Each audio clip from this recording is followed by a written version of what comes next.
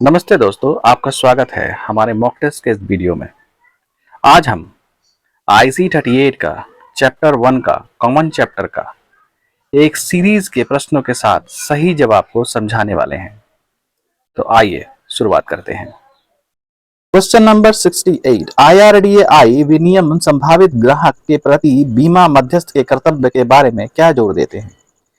Option A, मध्यस्थ को केवल बीमाकर्ता के हितों को प्राथमिकता देनी चाहिए। ऑप्शन बी, मध्यस्थ को संभावित ग्राहकों को निष्पक्ष तरीके से सलाह देनी चाहिए और सूचित निर्णय लेने के लिए सभी महत्वपूर्ण जानकारी प्रदान करनी चाहिए। ऑप्शन सी, मध्यस्थ ग्राहक को प्रस्ताव फॉर्म की सामग्री समझाने के लिए बाध्य नहीं है। ऑप्शन डी, मध्यस्थ को एकमात्र जिम्मेदारी प्रीमियम एकत्र करना है। इसका सही उत्तर होगा ऑप्शन बी। मध्यस्थ को संभावित ग्राहकों को निष्पक्ष तरीके से सलाह देनी चाहिए और सूचित निर्णय लेने के लिए सभी महत्वपूर्ण जानकारी प्रदान करनी चाहिए। मतलब आईआरडीएआई विनियमों के अनुसार बीमा मध्यस्थ को संभावित ग्राहक को निष्पक्ष तरीके से सलाह देनी चाहिए और सूचित निर्णय लेने के लिए सभी महत्वपूर्ण जानकारी प्रदान करनी चाहिए। लेन देन में पारदर्शिता और निष्पक्षता पर जोर देना चाहिए। क्वेश्चन नंबर 70, जब ग्राहक प्रीमियम का भुगतान करता है तो बीमाकर्ता का क्या दायित्व होता है? ऑप्शन ए, यदि प्रीमियम की अग्रिम भुगतान किया जाता है तो बीमाकर्ता रसीद जारी करने के लिए बाध्य नहीं है। ऑप्शन बी, बीमाकर्ता को केवल ग्राहक द्वारा अनुरोध किए जाने पर ही रसीद जारी करने की आवश्यकता होती है। ऑप्शन सी, बीमाकर्ता ग्राहक द्वारा प्रीमियम का भुगतान करने पर रसीद जारी करने के लिए बाध्य है, भले ही भुगतान का समय कुछ भी हो। ऑप्शन डी, बीमाकर्ता प्रीमियम रसीद जारी करने के लिए उत्तरदायी नहीं है। इसका सही उत्तर होगा ऑप्शन सी, बीमाकर्ता ग्राहक द्वारा प्रीमियम का भुगतान करने पर रसीद जारी करने के लिए बाध्य है, भले ही भुगतान का समय कुछ भी हो।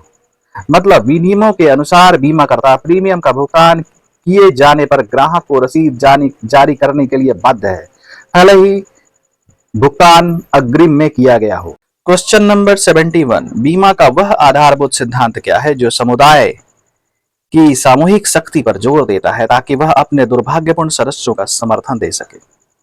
ऑप्शन ए, लाभ प्रदाता। ऑप्शन बी, पारस्परिकता। ऑप्शन सी, अटकलें। ऑप्शन डी, विशिष्टता। इसका सही उत्तर होगा पारस्परिकता। मतलब बीमा पारस्परिकता के सिद्धांत पर आधारित है जो समुदाय की सामूहिक शक्ति को एक साथ लाता है ताकि आर्थिक नुकसान का सामना कर रहे अपने सदस्यों का समर्थन किया जा सके। क्वेश्चन नंबर 72, बीमा कंपनियां प्रीमियम के माध्यम से एकत्रित धन का प्रबंधन कैसे करती हैं? ऑप्शन ए, सट्टा उपक्रमों में निवेश करें। ऑप्शन बी, शेयर धारकों के बीच वितरित करें। ऑप्शन सी, पॉलिसी धारकों के हितों और समुदाय के लाभ के लिए रखें और निवेश करें। ऑप्शन डी, विपणन व्यय के लिए उपयोग करें। इसका सही उत्तर होगा ऑप्शन सी, पॉलिसी धारकों के हितों और समुदाय के लिए लाभ और निवेश करें। मतलब है कि बीमा कंपनियां छोटे प्रीमियम एकत्र करती हैं और उन्हें विशाल निधियों के रूप में एकत्रित करती हैं, जिन्हें पॉलिसी धारकों और समुदाय के लाभ के लिए रखा और निवेश किया जाता है, जिससे सट्टा उपक्रमों से बचा जाता है। क्वेश्चन नंबर 73, किसी देश की आर्थिक विकास में बीमा का क्या भूमिका है? ऑप्शन ए, विकास में बाधा। ऑप्शन बी, पूंजी संरक्षण और व्यवसाय विकास के लिए जारी रखना। ऑप्शन सी, सट्टा निवेश। ऑप्शन डी, जोखिम निर्माण। इसका सही उत्तर होगा पूंजी संरक्षण और व्यवसाय विकास के लिए जारी करना। मतलब बीमा पूंजी को संरक्षित करता है और इसे व्यवसाय और उद्योग के विकास के लिए जारी करता है, जो देश के विकास में योगदान देता है। क्वेश्चन नंबर 74, बीमा औद्योगिक विकास में कैसे योगदान देता है? ऑप्शन ए, भय और चिंता पैदा करना। ऑप्शन बी, उद्यमशीलता को हतोत्साहित करना। ऑप्शन सी, पूंजी निवेश को सक्षम बनाना। ऑप्शन डी, जोखिम मूल्यांकन से बचना। सही उत्तर होगा पूंजी निवेश को सक्षम करना।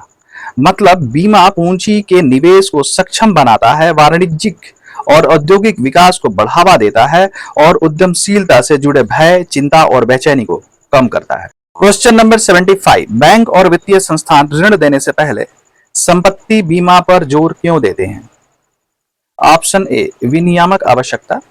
ऑप्शन बी, व्यक्तिगत प्राथमिकता। ऑप्शन सी, जोखिम शमन। ऑप्शन डी, पारंपरिक अभ्यास, इसका सही उत्तर होगा जोखिम शमन, ऑप्शन सी। मतलब बैंक और वित्तीय संस्थानों को नुकसान या क्षति के जोखिम को कम करने के लिए संपत्ति बीमा की आवश्यकता होती है।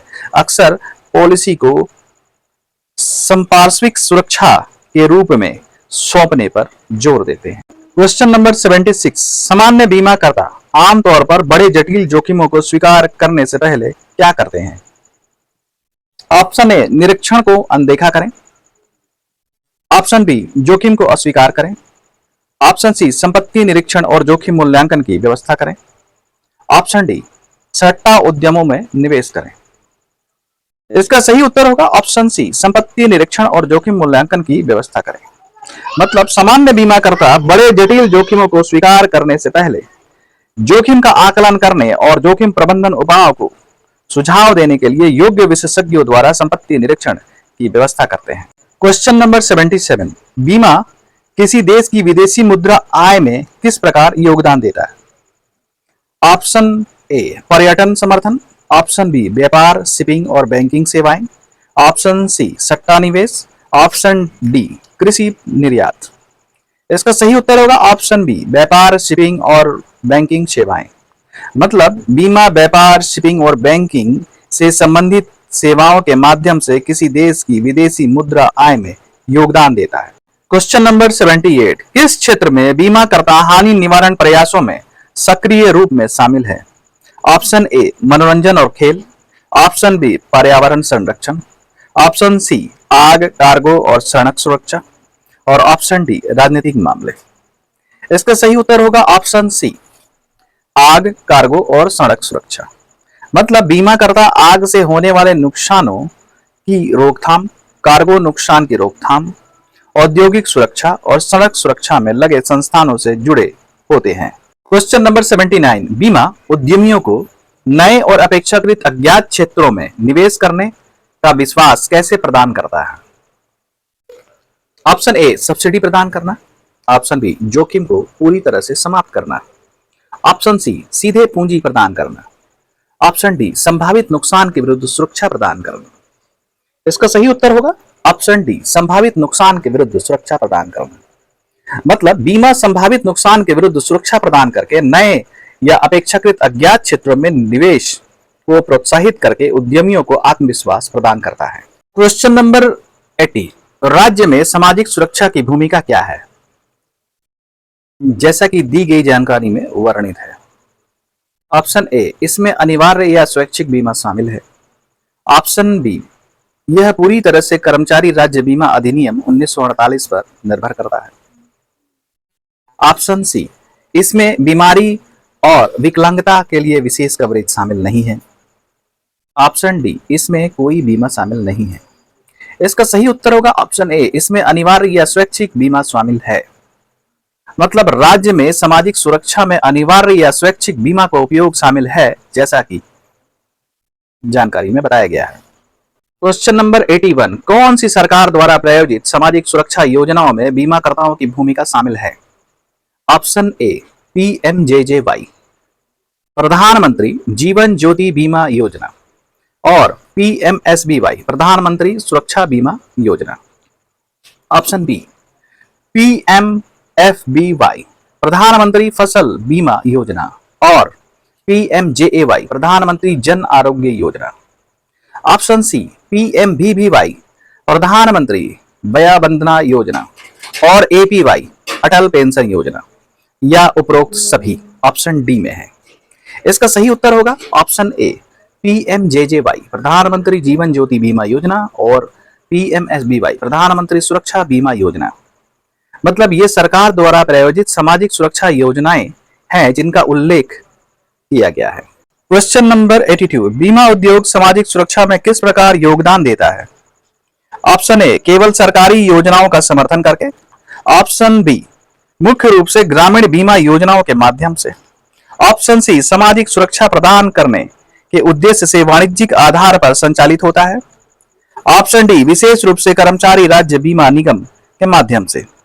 इसका सही उत्तर होगा ऑप्शन सी, सामाजिक सुरक्षा प्रदान करने के उद्देश्य से वाणिज्यिक आधार पर संचालित होता है।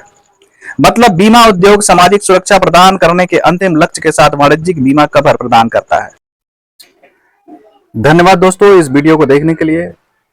यदि आपका इस वीडियो में कोई प्रश्न या सुझाव है तो कृपया कमेंट्स में हमें बताएं। अगली बार फिर मिलेंगे नए मॉक टेस्ट के साथ। धन्यवाद।